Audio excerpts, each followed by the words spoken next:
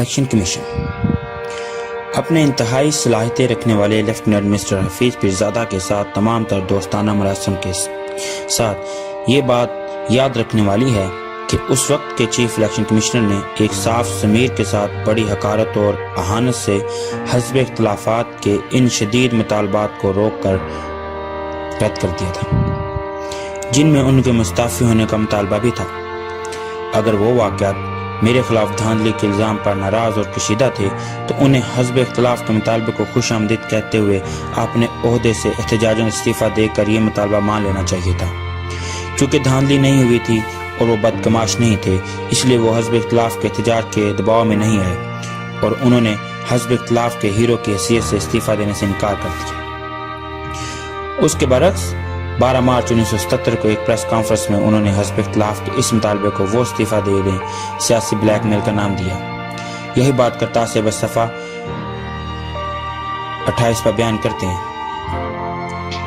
مارچ 1977 کے انتخابات کے بعد احتجاجات کا جو سلسلہ شروع ہوا اس میں حزب اختلاف کے ایک حصے نے یہ مطالبہ بھی کر دیا کہ چیف الیکشن کمشنر مستعفی ہو جائے۔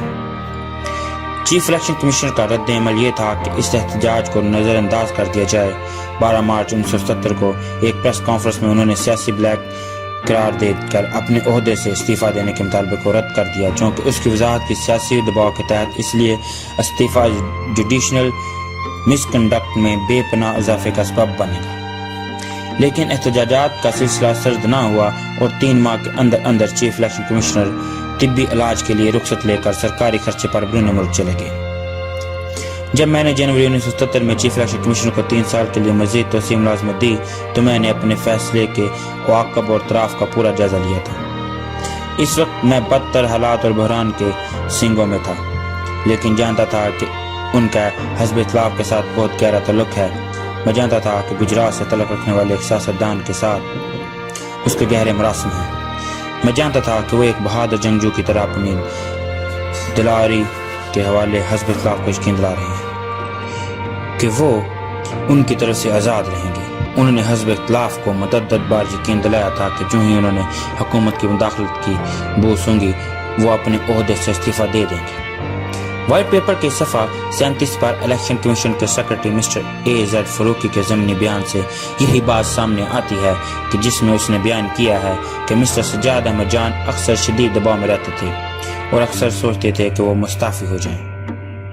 ان حالات میں قومی اسمبلی میں 7 جنوری 1977 کو عام انتخابات کا اعلان کرتے ہوئے اگر میں ان کے عہدے ملازمت میں توسیع نہ کرتا تو بھی اسی طرح کا شور مچایا جاتا جس طرح کا اب چیف مارشل ایڈمنسٹریٹر نے اپنے آبائی قصبے کے نئے الیکشن کمشنر کی تقرری پر مچایا ہے۔ میں انتہائی سخت تنقید کی ضد میں آ جاتا۔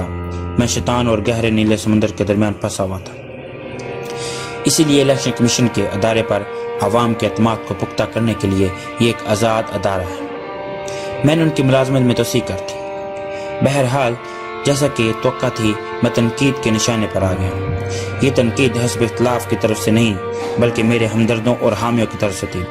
مخالف سیاسی جماعتوں نے اس توسیع کو خوش آمدید کہا اور تنقید جسے موجودہ حکومت تلاش کر سکی ہے وہ کراچی کے اردو رسالے الفتح کی ہے، اور تنقید کے حصول کے لیے برابر حکومت نے مزید بڑی محنت سے اپنے ذرائع استعمال کیے اور یہ دریافت کرنے میں کامیاب ہو گئے کہ کراچی کے جریدے اکانومسٹ نے الفتح کو اپنے شمارے مورخہ 23 جولائی 1977 کو دوبارہ شائع کیا۔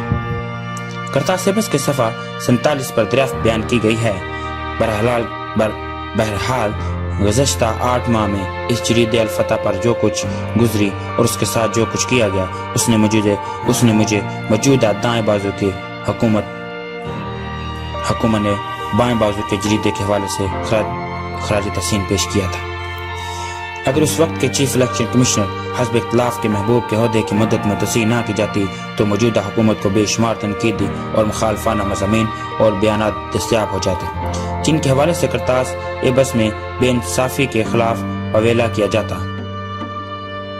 اگر چیف الیکشن کمشنر میری کٹ پتلی ہوتے تو پھر وہ 12 مارچ 1970 کو اپنی پریس کانفرنس میں یہ نہ کہتے کہ کمیشن نے ایک فل پروف مشینری فراہم کی تھی۔